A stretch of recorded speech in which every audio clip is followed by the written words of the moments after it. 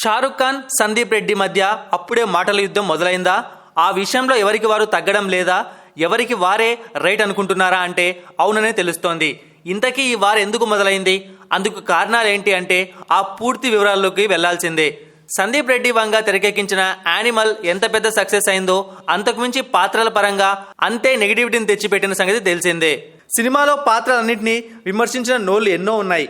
కాకపోతే 900 కోట్లు వసూలు తెచ్చిన సినిమా కావడంతో విమర్శలను కొవ్వొత్తుల్లా కరిగిపోతున్నాయి.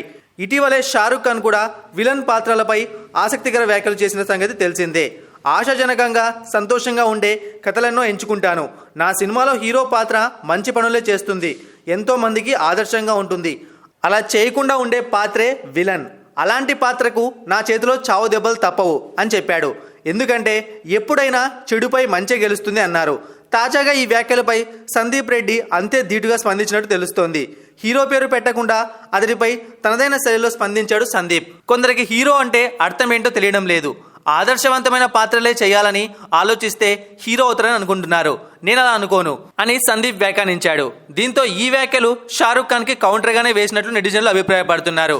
ఈ మాటల యుద్ధానికి ముందే షారుఖ్ ఖాన్తో ఒక సినిమా చేయాలనుందని సందీప్ రెడ్డి ఓపెన్ అయిన సంగతి తెలిసిందే. ఏ దర్శకుడైనా షారుఖ్తో కలిసి పనిచేయడానికి ఎదురు చూస్తాడని, నేను కూడా అతని కోసం ఎదురు చూస్తున్నట్టు చెప్పుకొచ్చాడు. భవిష్యత్తులో తప్పకుండా సినిమా చేస్తానని అన్నారు.